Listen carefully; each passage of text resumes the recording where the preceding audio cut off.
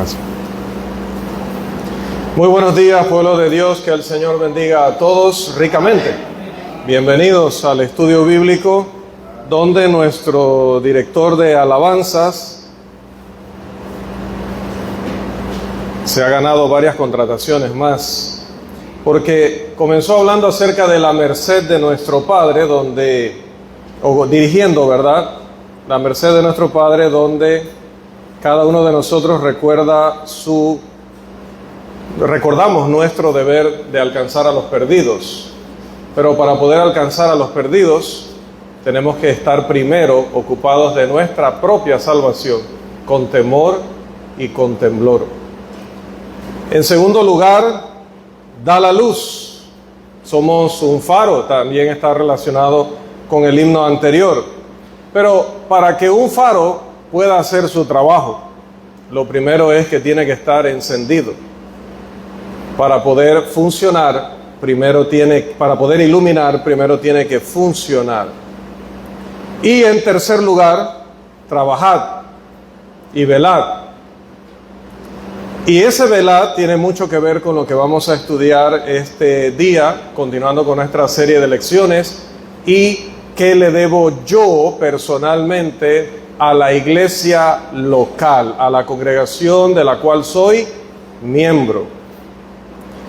Y dice ese himno al final, este tercero, que el maestro pronto volverá. Y vimos en nuestra lección anterior que el Señor va a llamar a sus siervos y le va a pedir a cada uno cuentas de acuerdo a lo que le confió, de acuerdo a las capacidades, de acuerdo a los recursos, de acuerdo a todo lo que les dio para que se ocuparan, volvemos al inicio, de su propia salvación en primer lugar, con temor y con temblor.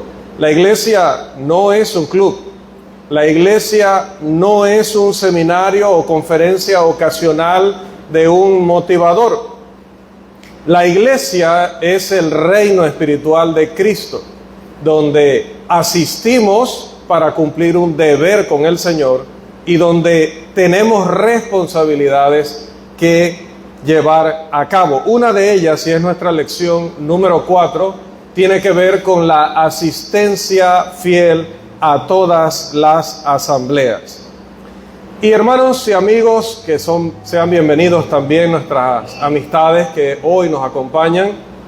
En mi vida como cristiano, y ya llevo un rato por aquí en esto, he notado lo siguiente en todas o la mayoría de congregaciones de la cual he sido miembro. He notado que hay cristianos que asisten a cada servicio de la iglesia, a menos que se vean impedidos por alguna causa ajena a su voluntad, alguna situación fuera de su control. Estos hermanos, en primer lugar, están presentes para el estudio bíblico del domingo por la mañana y del miércoles por la noche, si solo se reúnen los miércoles, o de los martes y jueves, o de los miércoles y viernes. Depende casi cómo es el arreglo de cada congregación local. También asisten tanto al servicio de adoración del domingo por la mañana, que no es el caso, el segundo que voy a mencionar aquí, pero también vienen a la mañana y vienen el domingo en la noche, en congregaciones que por sus circunstancias particulares ofrecen doble servicio el domingo. Esos miembros los ves a las 9 o 9:30 de la mañana según el horario, y también los ves a las 6 de la tarde o 7 de la noche según el horario. Ese mismo día están 2 veces reunidos como iglesia. En tercer lugar, cuando la iglesia tiene una campaña, asisten a todos los servicios de predicación. En cuarto lugar, he visto que cuando las congregaciones hermanas, sea en la provincia o en alguna otra parte del país, tienen campañas y hacen este llamado para que obreros vengan a asistir, a ayudar, pues ellos están allí y asisten a estos servicios de predicación en la noche, aparte de apoyar también con la predicación del Evangelio durante el día. Y en quinto y último lugar, asisten a conferencias en otras partes del país, que están a una considerable distancia. Esa es una clase de miembros que he visto en mi experiencia en el cristianismo. Pero también, hermanos, he visto otro tipo de creyentes. Hay otros cristianos cuya asistencia podríamos definir como esporádica, eventual, aplicando siempre la ley del mínimo esfuerzo. ¿Y qué vemos en ellos? Pues vemos otras cosas. Asisten solo una vez, si es que su congregación se reúne 2 veces el domingo, ellos se reúnen solo una vez. Ya participaron de la adoración, dicen, ¿para qué voy a venir en la noche si ya cumplí con todo? Que vengan los que no pudieron estar en la mañana. Esa es su mentalidad. Así van a entrar al cielo, ¿sí? O piensan que van a entrar al cielo, diciéndole al Señor, la iglesia se reunió nuevamente, pero imagina, 2 veces el domingo. O sea, es como que uno viniera aquí al cielo a alabarle a usted por toda la eternidad. Imagínense eso. El Señor diría, bueno, de hecho de eso se trata, venir al cielo. Y si no pudiste con 2 servicios el domingo, ¿para qué quieres entrar aquí? También estas personas no participan del estudio bíblico del domingo en la mañana, porque alguien en su ignorancia o controlado por alguna idea satánica le dijo que la clase bíblica de los domingos es opcional. Que si, escuche esto, porque hay que traducir las cosas para entender la barbaridad que estamos a veces pensando.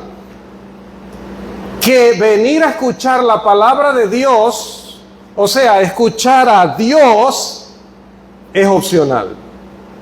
Es descartable. No es necesario escuchar a Dios. No es necesario. Se puede descartar, se puede hacer a un lado y se puede reemplazar por dormir un poquito más o hacer otros quehaceres en casa. Eso es lo que estamos diciendo. Allí estará Jesús. Pero ¿para qué voy a estar yo allí? Puedo ir más tarde. No vienen o nunca llegan a tiempo, que es lo mismo. Con esto me arriesgo a que la persona no venga más, pero no soy yo el que estoy arriesgando mi condición eterna. Pero sí, el que nunca llega a tiempo a la clase es igualito al que nunca viene a la clase, sino solo viene a la adoración. Porque ambos están mandando el mensaje de que no es importante, no es necesario y no es relevante. Eso es grave y lo hemos visto. Número 3, estos miembros no están presentes en la mayoría de nuestros servicios. Llámese campañas evangelísticas, seminarios, conferencias, cualquier tipo de actividad donde la iglesia ha acordado a través de su liderazgo reunirse para llevar a cabo un programa espiritual donde habla Dios.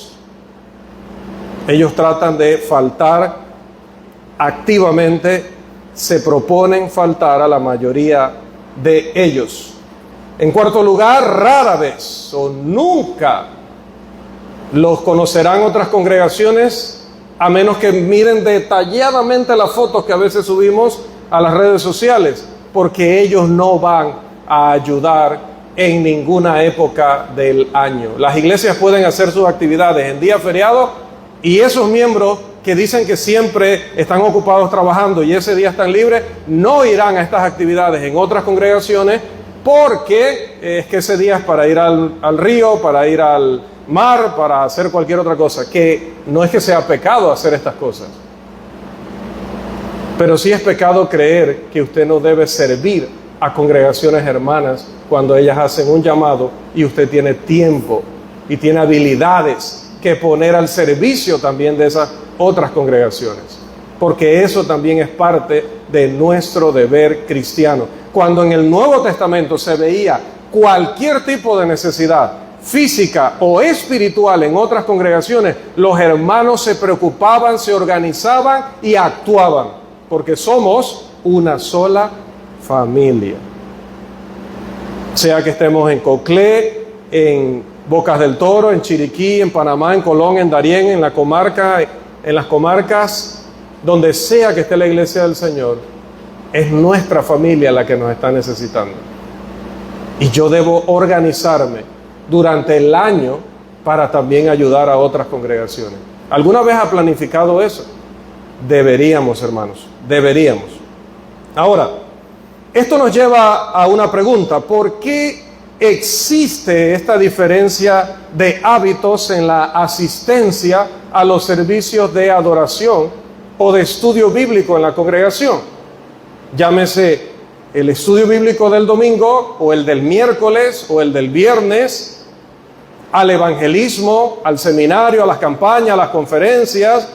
¿Por qué unos miembros se convierten como en ese grupo élite? Quizás no es muy adecuado decirlo, pero en la práctica pareciera que hubiera un grupo élite que es con el que la iglesia cuenta. El día que ese grupo élite se enferma, o ese grupo élite tiene algún plan, pues si llamáramos a congregarnos, ¿cuántos vendrían? ¿Cuántos estarían aquí? ¿O no vendría más que los predicadores, los líderes de la congregación?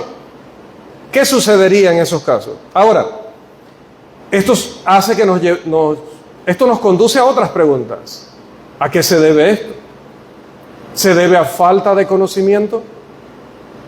Esta congregación tiene alrededor de 40 años. ¿Será que durante 40 años los predicadores decían que no hay que congregarse? Yo no creo eso. No creo que por aquí haya pasado algún predicador que diga que no hay que congregarse. Quizá alguno dio a entender que algo aquí es opcional, pero que haya dicho que no hay que congregarse, no lo creo.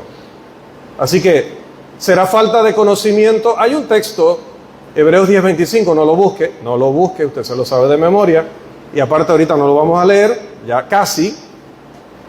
¿Será que ese no está en la mayoría de nuestras versiones bíblicas? ¿Será que nunca se ha predicado o enseñado ese texto? ¿Será falta de conocimiento? ¿O se trata simplemente de apatía? No llevo una vida de oración, no llevo una vida de estudio personal, mucho menos me va a interesar lo congregacional, porque empieza por mi vida, mis hábitos personales y en mi hogar. No hago devocionales con mi familia, voy a querer estar un jueves, un miércoles allí con la congregación, con que hay que desplazarse, hay que ponerse más o menos bonito dentro de la capacidad de cada uno, dentro de lo que podamos hacer en esa línea, para venir. Si no lo hago en mi casa, que solo tengo que tomar la Biblia y sentarnos todos juntos y estudiar y cantar y orar. No voy a ser fiel en lo mucho si no soy fiel en lo poco. Puede ser apatía. Ahora, congregarse en cada servicio de la iglesia, ¿realmente importa? ¿Realmente hace una diferencia? Si hay un creyente que asiste a todos los servicios y hay un creyente que solo viene los domingos, ¿hay una diferencia en ellos? ¿En su desarrollo, en su vida espiritual? Porque el maestro pronto volverá. No hay manera de pagarle a este hombre lo que ha hecho hoy. Agradecido siempre con todos los directores, pero el de hoy, estoy convencido de que ha marcado una diferencia. Y marca, hermanos, vamos a responder la pregunta, marca una gran diferencia.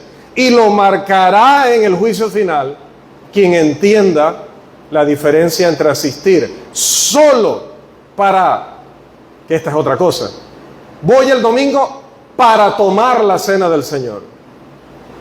No dicen para adorar. Así que podrían llegar después de la oración, podrían llegar después de los cantos, podrían llegar directo. En mi experiencia, he visto personas que han llegado a la hora que se está terminando ya de dejar los envases de la cena del Señor y han llegado apurados a decirle al predicador o al que está dirigiendo: hermano, puede hacer una oración por mí aquí, para el pan y para el fruto de la vid, por favor, aquí para mí, que casi no llego. casi no llego. No les interesa nada más que participar de ello, creyendo que si específicamente no participan de ese acto, caerá una maldición. Pero si no hacen lo demás, no importa. Incluso pueden llegar temprano y no cantan. Pueden participar de la cena del Señor con ese temor reverencial de cuidado, porque puede ser algo indigno que me haga culpable de la muerte del Señor, de lo que le pasó a su cuerpo. Pero luego no ofrendan. Los mismos que tienen para todos los demás, las demás responsabilidades. No recuerdan su responsabilidad en esa línea o no les interesa.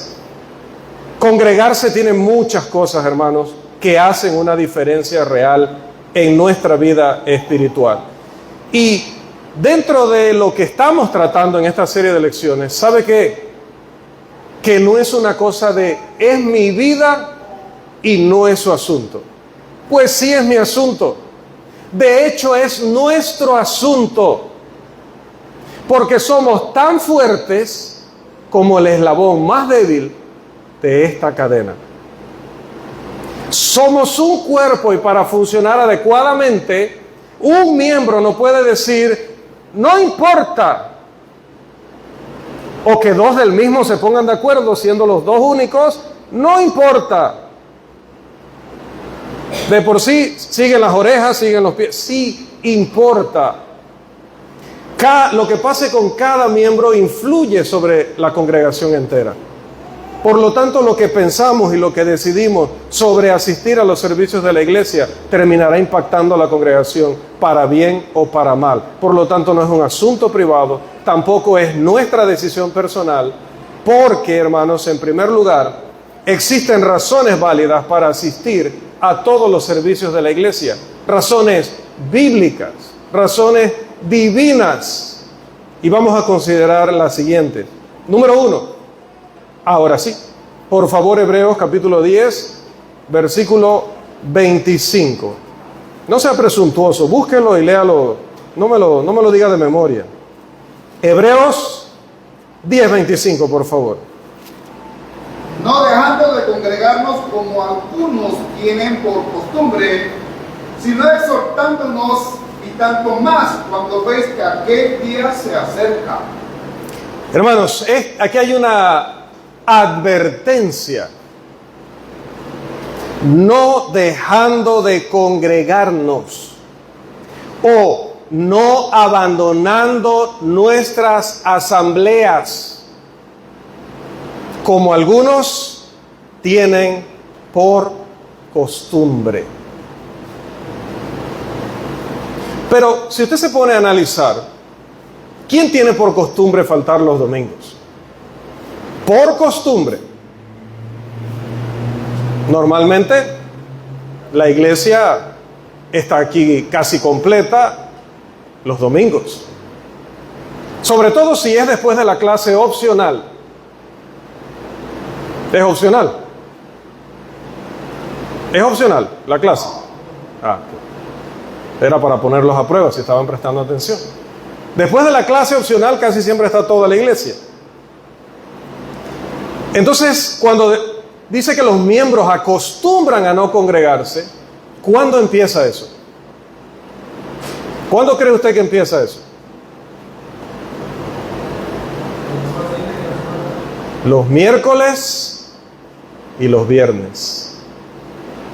Allí empieza la costumbre de abandonar la asamblea. Y se vuelve sencillo, mecánico, tradicional, asistir al servicio dominical. En el día del juicio final, estos miembros le dirán al Señor, que lo sabe todo, que está en todo lugar: yo no podía estar. A Dios Todopoderoso, que lo sabe todo, que está en todo lugar y que nos da todo, ellos le dirán: yo no tenía que estar o yo no podía estar. Cuando empezamos a faltar a los miércoles y a los viernes y lo tomamos por costumbre, no por razones ajenas a nuestro control, que siempre hacemos la aclaración. Cuando empezamos esa costumbre, el paso de allí a empezar a faltar los domingos no está tan lejos el segundo del anterior. Porque el pecado, y sí, es pecado no congregarse, y no dice, otra vez, ¿verdad? Si me lleva el tren un día, usted siempre se acordará que yo le decía que Hebreos 10:25 no dice, no se ha encontrado un manuscrito del Nuevo Testamento que contenga en su texto original la frase no dejando de congregarse los domingos. No dice no dejando de congregarnos los domingos, dice no dejando de congregarnos. Y el miércoles la iglesia se congrega, y el viernes la iglesia se congrega, y el sábado la iglesia se congrega para ir a predicar el evangelio. Y en los seminarios y en las conferencias, en la escuela bíblica de verano, la iglesia se congrega para trabajar y velar, porque nuestro maestro pronto volverá. Este hombre me ha hecho la clase prácticamente. El pecado, hermanos, tiene una influencia progresiva. Sobre todo este pecado de no congregarse. El borracho no comienza siendo borracho. Comienza tomándose una por la vergüenza de que está en ese ámbito social. Luego ya unas cuantas más, porque unas cuantas más no lo va a poner en una condición vergonzosa. Luego será un borracho y luego será un alcohólico. El pecado es así, va corroyendo, va dañando, y no nos vamos dando cuenta cómo pasamos de una etapa a otra hasta que a veces ya es muy tarde. Una excusa que suele darse o se acostumbra a dar es, bueno, el Señor sabe que yo leo mi Biblia en casa y también oro y voy en el carro y pongo los himnos. Sí, la Biblia dice cantar, pero yo pongo a otro a cantar y voy oyendo. Si alguno está alegre, ponga himnos. Ah, no dice tampoco así. No dice ponga himnos. Dice así que en lo congregacional o en lo individual, la orden de Dios es cante. Nadie puede hacer mi vida espiritual por mí. Nadie puede congregarse por mí. Yo no puedo, hijo, vaya usted, pues que usted me está representando a mí. No le puede decir a su esposa que lo representa a usted ni a su esposo. Dios lo está esperando a usted, Dios está esperando a cada uno, independientemente de el devocional, la vida devocional que llevemos en casa, que la tenemos que llevar, pero también es un deber cumplir con la congregación local. Los miembros de la iglesia que tienen el hábito de asistir a todos los servicios de la iglesia no acostumbran a faltar ni en la semana, ni en los domingos, ni en las actividades. Entienden que esto puede llevarlos algún día a pensar que no asistir por completo no es realmente un problema serio. Algunos en el primer siglo, de hecho, estaban pensando así, porque estaban abandonando la asamblea y ya se les había convertido en costumbre. En segundo lugar, mis amados hermanos,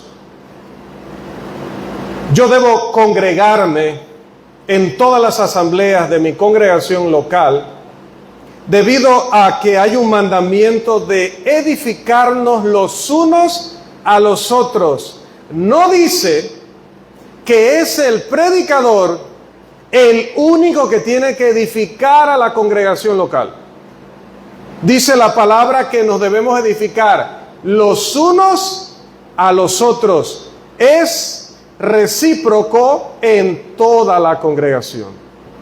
Todos, hermanos, tienen el deber de edificar a este servidor, como trato de edificarles a ustedes también. ¿Usted me ayuda a edificarme a mí? ¿Cree que sentado oyéndome me edifica a mí? Habrá que hacer algo más que eso. Pero para poder hacerlo, como el faro, para poder iluminar, primero tiene que estar encendido. De la misma manera, para que usted me pueda edificar a mí, lo primero es que tendría que estar aquí.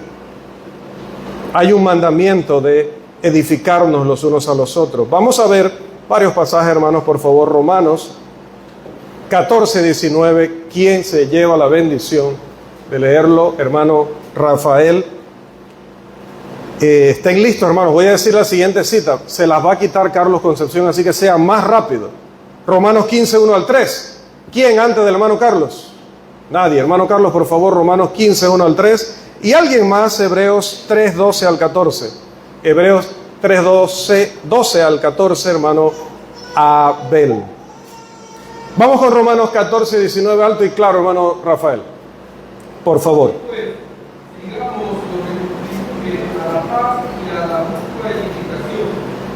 El apóstol no le está escribiendo allí a los predicadores, le está escribiendo a los miembros de las congregaciones allí en esa zona, y les está diciendo que deben estar ocupados en la edificación los unos de los otros. Otra vez, cuando hoy cantamos, trabajad y orad, ¿quiénes estaban hablando? ¿Los predicadores? Todos estábamos hablando.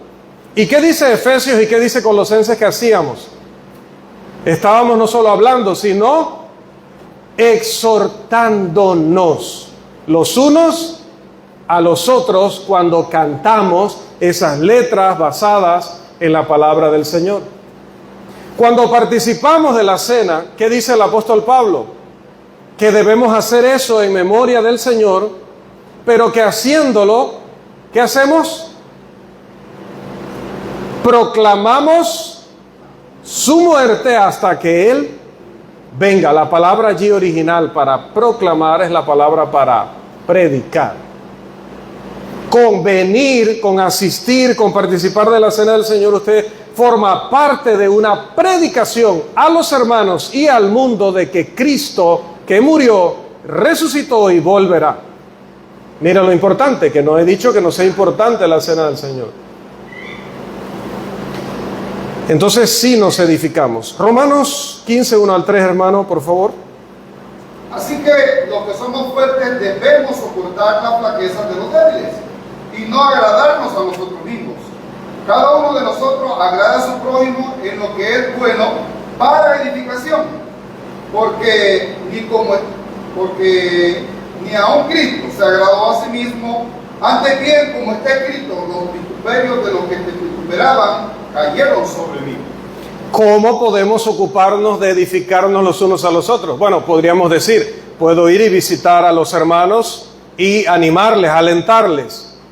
Pero si por motivos de los horarios suyos, de los horarios del otro hermano, eso se hace complicado, que igual habría que organizar si se puede hacer y se debe hacer, ¿dónde podemos ver a los hermanos para, como dice ese pasaje, ayudar a los débiles y buscar permanentemente ocasiones para edificar al otro?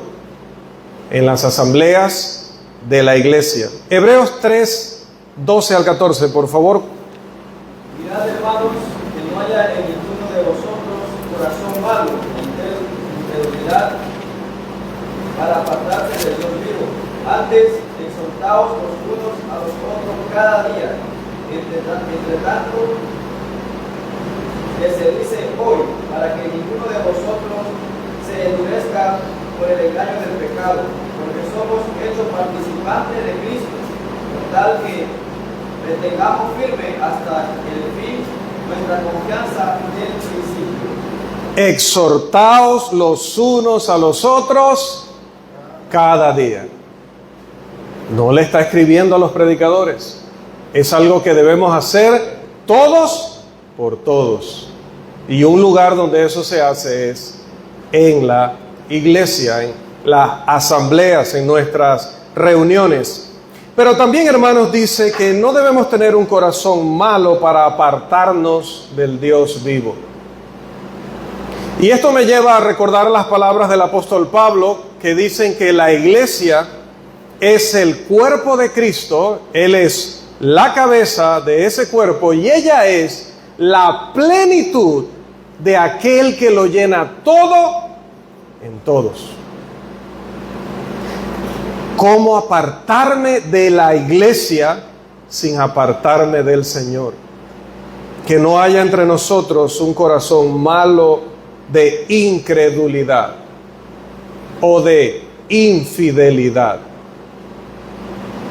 para apartarnos del cuerpo de Cristo. Más bien, cada día exhortándonos unos a otros para que no nos endurezca el engaño del pecado. Quizás hay un hermano que necesita ese ánimo de mis palabras basadas en la sabiduría de Dios, o incluso mi presencia, incluso verme cantar, puede animar a alguien que estaba decaído y contribuir a su edificación, a alentarlo, a animarlo. Cumplí con este importante mandamiento, hermanos. Nuestra presencia en la asamblea, a veces sin que nos demos cuenta, es un gran estímulo para otros creyentes. ¿Cómo robarles eso, hermano? ¿Cómo quitarles eso? Nuestra presencia en la asamblea es una demostración de nuestra fe y fortalece a los débiles, fortalece a los que todavía están en desarrollo, fortalece a los nuevos. Se están bautizando personas y en los días venideros, al parecer, van a bautizarse más. Pero ¿cuál va a ser el mensaje que le vamos a dar a esos nuevos convertidos? ¿Que es importante congregarse o que no es importante?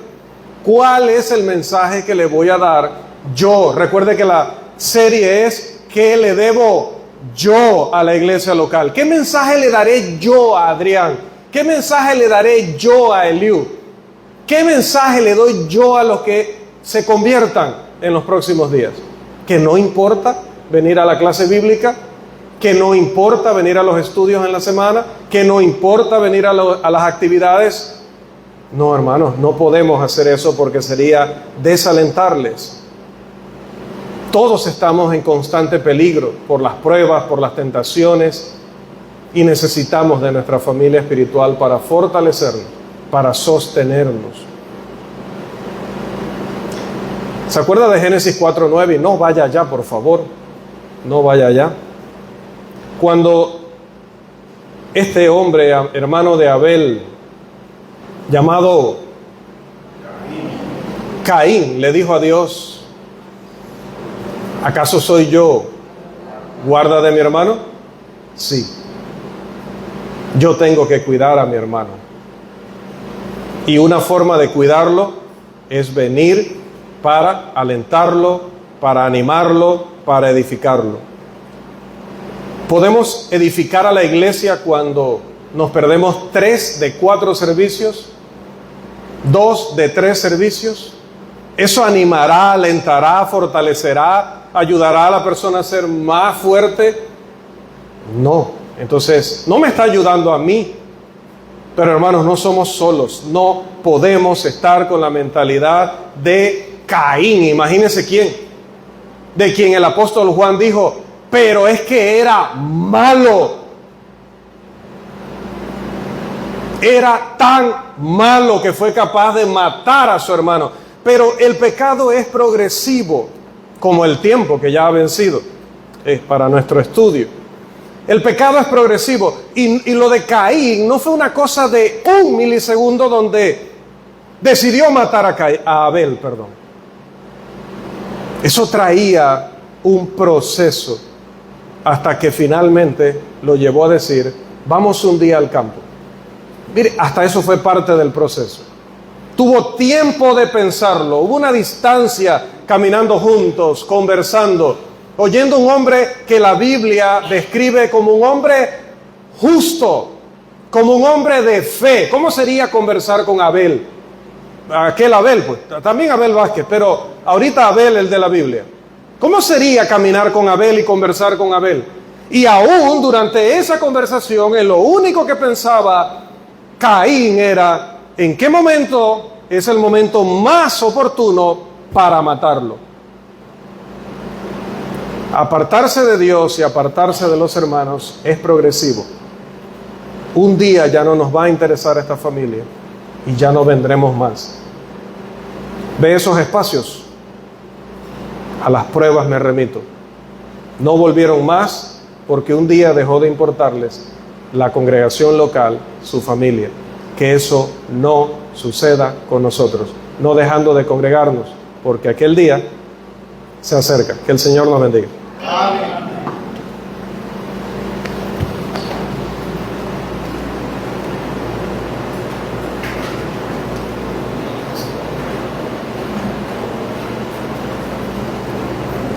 Dios nos bendiga grandemente, hermanos. Damos gracias a Dios por su palabra que nos enseña día tras día a animarnos a hacer las cosas correctamente. Vamos a un receso de 10 minutos, luego estamos puntuales para los anuncios. Dios les bendiga. Amén.